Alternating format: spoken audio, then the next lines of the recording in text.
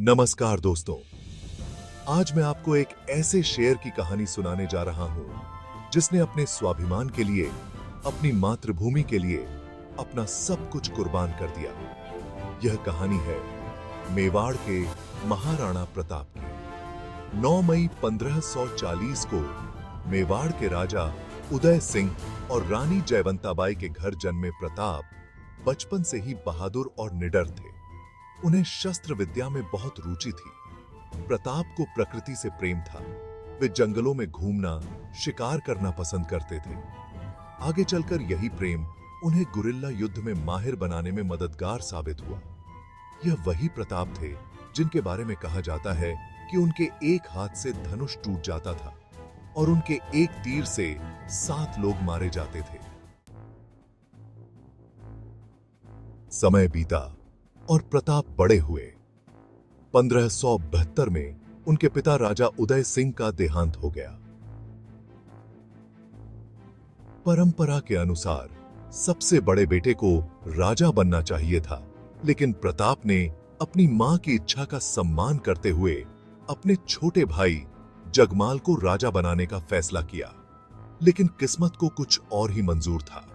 मेवाड़ के सरदारों ने प्रताप को ही अपना राजा चुना। यह वह समय था जब उत्तर भारत में मुगल शासक अकबर का राज था। अकबर मेवाड़ को भी अपने कब्जे में करना चाहता था। अकबर जानता था कि प्रताप एक शक्तिशाली और स्वाभिमानी राजा है। उसने प्रताप को अपने अधीन करने के लिए बहुत कोशिश की। अकबर ने अपने कई दूतों को प्रताप के पास भेजा। उसने प्रताप को धन, दौलत और बड़े-बड़े पदों का लालच दिया, लेकिन प्रताप अडिग रहे। उन्होंने अकबर का हर प्रस्ताव ठुकरा दिया। उनका जवाब साफ था, मेवाड़ किसी के आगे नहीं झुकेगा। अकबर और प्रताप के बीच निर्णायक युद्ध 1576 में हल्दी घाटी में हुआ। यह युद्ध इतिहास में अपनी वीरता और रणनीति के लिए प्रसिद्ध है। प्रताप की सेना संख्या में कम थी, लेकिन उनका साहस और जज्बा अद्भुत था।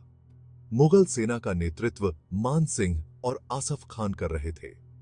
हल्दी घाटी का युद्ध बहुत भयानक था। दोनों ओर से वीरता की अद्भुत मिसालें पेश की गईं।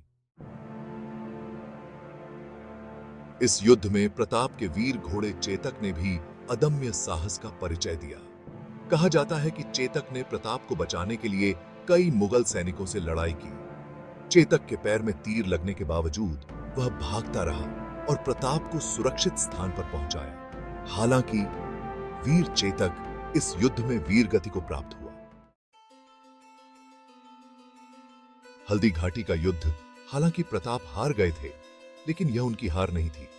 यह तो उनकी एक नई लड़ाई की शुरुआत थी। प्रताप ने हार नहीं मानी। उन्होंने जंगलों को अपना घर बनाया और वहां से मुगलों के खिलाफ गुरिल्ला युद्ध छेड़ दिया। प्रताप ने गुरिल्ला युद्ध की रणनीति अपनाई। वे अचानक मुगल सेना पर हमला करते और फिर जंगलों में गायब हो जाते। उनके इस गुरिल्ला युद्ध ने मुगलों को भारी नुकसान पहुंचाया। धीरे धीरे प्रताप ने मेवाड़ के कई क्षेत्रों को मुगलों से आजाद करा लिया।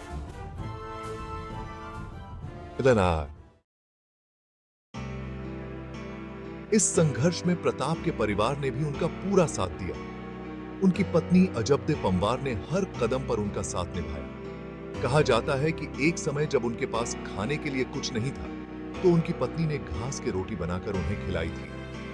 यह प्रताप के त्याग और बलिदान का ही परिणाम था कि उनके परिवार ने भी हर मुसीबत का डटकर सामना किया। प्रताप एक महान योद्धा होने के साथ साथ एक दयालु और न्यायप्रिय राजा भी थे। उन्होंने कभी भी अपने लोगों पर अत्याचार नहीं किया। वे हमेशा अपने लोगों की भलाई के लिए काम करते थे। प्रताप ने अपने जीवन का एक एक पल मेवाड़ और अपनी स्वाधीनता के लिए समर्पित कर दिया। 19 जनवरी 1597 को महाराणा प्रताप का देहांत हो गया। महाराणा प्रताप आज भी हमारे दिलों में जीवित हैं। उनका जीवन साहस, बलिदान और स्वाभिमान का प्रतीक है। उनकी कहानी हमें प्रेरणा देती है कि हमें कभी भी अपने आदर्शों से समझौता नहीं करना चाहिए। धन्यवाद।